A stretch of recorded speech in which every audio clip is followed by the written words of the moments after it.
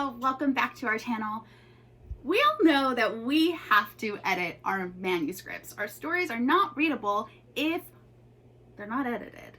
And we usually just think of the grammar type of things, the spelling errors, punctuation, but there are deeper edits that you should be doing to make sure that your story is readable and flows really well. For today's video, we're going to give you guys 6 deeper edits that you should be making on every manuscript, and it's really easy on you if you do this every single chapter. Number 1, passive voice. We hear about this all the time, and I think a lot of us are very confused on what it means to be writing something in a passive voice. Passive voice is when you are in an indirect way talking about the subject and the verb, and it's ugly and it's very clunky, and a lot of times it uses the words am, is, are, was, were, be, being. It is a state of being. So for example, bananas are adored by monkeys. I mean, we get it, right? But it would be so much easier to write and to the point if we said monkeys adore bananas. So we want to make sure that we're putting the subject before the verb instead of after the verb.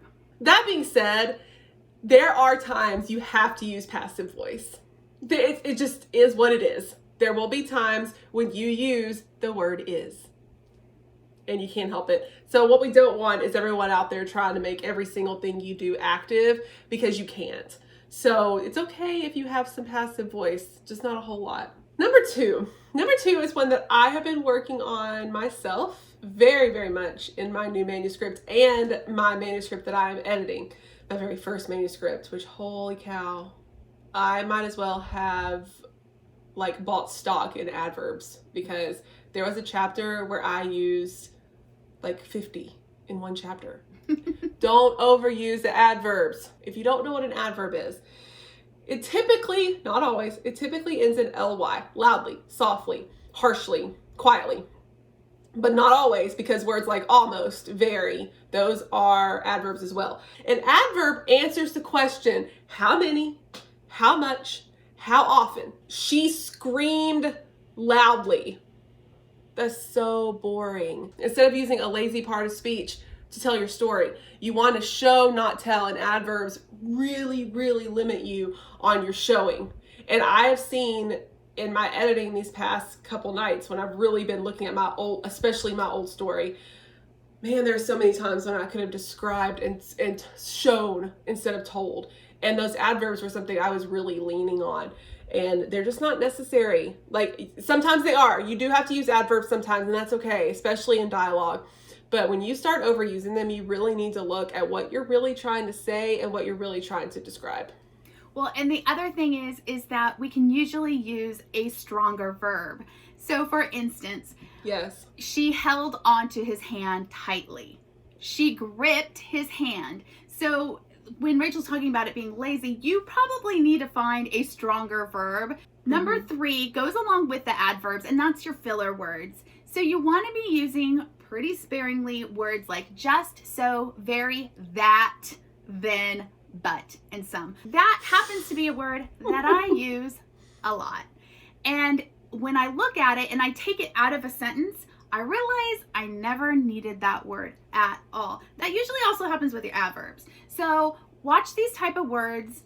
Rachel talked about suddenly. That's one that we use a lot when we're trying to change something over. Sometimes you just need to do it. Then, that's a great word. Here's the thing, folks. You're writing a story. Guess what? It should be moving forward, and you shouldn't be using then, because we know it's then because we're moving on in the story. So those are the type of words you want to watch. Number 4, varying sentence structure.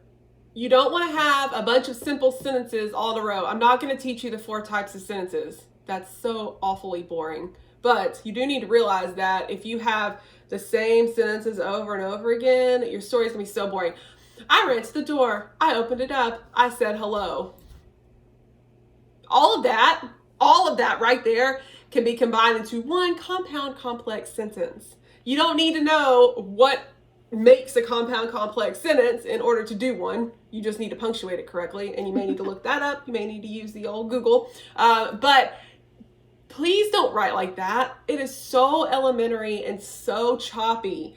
And on the other side of that, you don't want to have 10 compound complex sentences in a row. Yes. Because it makes it so overly complicated. I don't know that a lot of people know this. Maybe they do, but I'm going to say it here. Newspapers are written on like a 5th grade level, maybe even a little below that. The average person does not read at this really super high level. You want to give the reader something that they can enjoy and access. So it's okay if you run the readability report on your story and it says 5th grade level. That's great. Yeah. That means most people are going to enjoy your story, even people who can read on a very high level. So make sure that you are keeping your writing at a balanced, not too simple, and not too complicated. Number 5, telling emotion. When you just tell the reader how everybody is feeling, she was angry, she was happy, it's boring. Make sure that you are using your characters to show the emotion. If they're angry, have them, throwing things, stomping out of a room. Really use that body language of your characters to explain that instead of, again, it's lazy writing to just say they were angry. Number 6, watch for words that you have written very closely together, sometimes within the same sentence or even within the same paragraph. The easiest way to combat this is to read your chapters out loud. Yeah. That's the easiest way to do it. Sometimes your eyes just don't notice that just as you're reading silently, but when you read it out loud, you're going to notice it. And it is absolutely cringy. Remember, that doesn't apply to your common words like is, does, these are type of words that you're going to use many times in a sentence, perhaps. What we're talking about is something that would really stick out to the reader. So going back to Rachel's example of the door, to say, she went to the door and then opened the door up. That's ridiculous. We don't need to say that. We've already acknowledged there's a door in the sentence. She went to the door and opened it up. Yeah. That's all you need. So be watching for those type of things. That's what we're talking about. So that was really short, but really a lot of information packed into a short amount of time. Really important information. And we hope that you can apply this to your current work in progress. If you feel like you've already got all this editing thing down pat, why don't you do me a favor and go over to Crystal and Felicity on Wattpad and check out our stories for free and critique the hell out of them. Tell us what we did wrong. I'd love to hear that. That'd be great. Leave them all a ton of comments. So cool. You guys really screwed this up.